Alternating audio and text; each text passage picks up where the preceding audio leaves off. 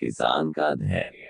मेरे साथ जो हुआ वह अच्छा या बुरा, किसान का धैर्य क्यों पड़े। कई बार हम बहुत ज्यादा ही अपनी लाइफ को लेकर सीरियस हो जाते हैं कि जैसे ही कुछ बुरा हुआ तो हम उदास हो जाते हैं, और पल भर में जब कुछ अच्छा घटित होता है तो हम खुश हो जाते हैं। हमारे विचार बहुत जल्दी ही बदल जाते हैं।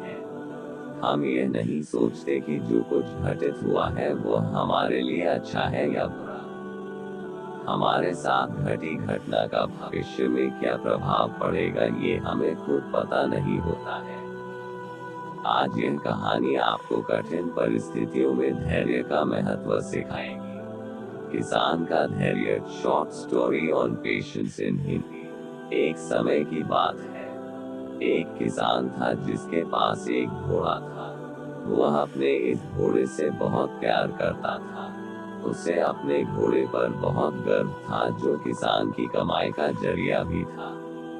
अपनी इस कमाई से किसान अपने परिवार का पेट भरता था। लेकिन एक दिन वह घोड़ा भाग गया।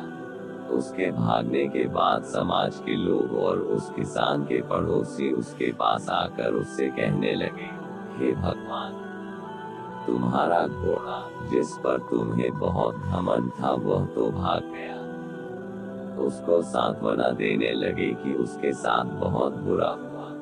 लेकिन किसान ने उसका जवाब बहुत ही सहजता से देते हुए कहा, हाँ, बहुत बुरा हुआ। फिर अगले दिन घोड़ा वापस आ गया। लेकिन सिर्फ घोड़ा वापस नहीं आया, बल्कि वह अपने साथ 3 जंगली घोड़े भी लाया। फिर उसके पड़ोसी उसके पास दौड़ते हुए आए और उस किसान से कहने लगे, आपका घोड़ा आ गया और अपने साथ 3 और घोड़े भी लाया है। यह तो बहुत अच्छी बात है, आपकी किस्मत तो बहुत अच्छी है। किसान बहुत खुश हुआ, उनकी तरफ देखा, फिर उसका जवाब बहुत ही साधारण रूप से दिया और कहा, हाँ, शायद।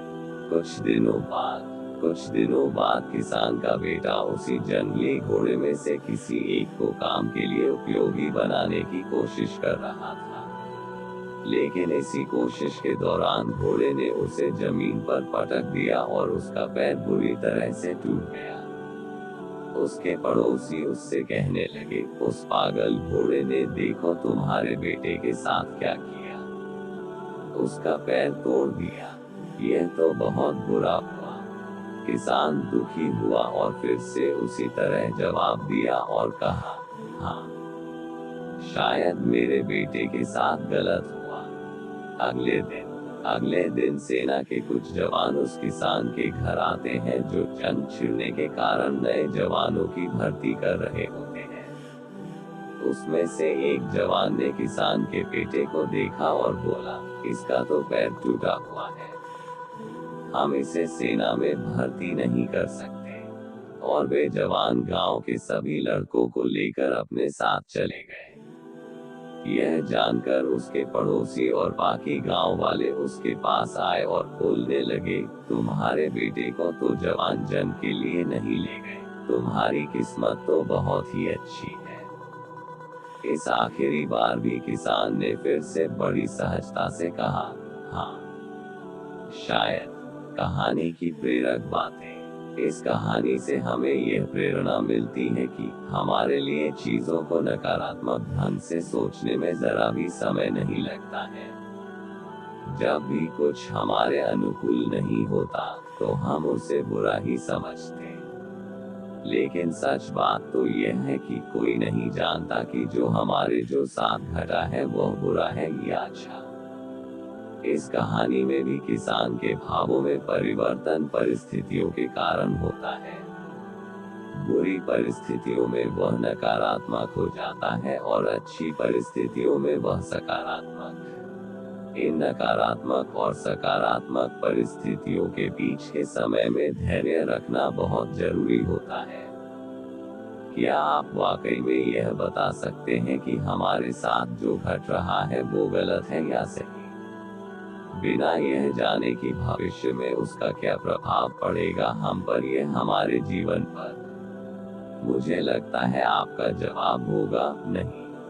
हमारे समाज में, हमारे देश में ऐसे बहुत से महान लोग हैं जो अपने जीवन में असफल हुए, हारे, अनेक बड़ी बड़ी बीमारियों से लड़े, किंतु उन्होंने कभी भी अपना धैर्य नहीं खोया और न ही हार माने। यही आगे चलकर बड़े प्रसिद्ध हुए, सफलता के मुकाम पर पहुंचे और महान बने। हमारे बड़े बुजुर्ग सही ही कह गए हैं कि जो होता है अच्छे के लिए ही होता है। यह छोटी सी लाइन हमें बहुत कुछ सिखा जाती है और ये बात हमें कभी नहीं भूलनी चाहिए। हमेशा कोशिश करते हो, जीवन के पथ पर निरंतर आगे बढ़ते चलो। आपको बस यह करना है, 1. किसी बात को लेकर ज्यादा परेशान नहीं होना है। 2. अपने आप को शांत रखना है। 3. अपने काम से काम रखना है। नई नई प्रेरक बातें आपसे साझा करने की प्रेरणा मुझे आपसे ही मिलती है। बस आपके एक शेयर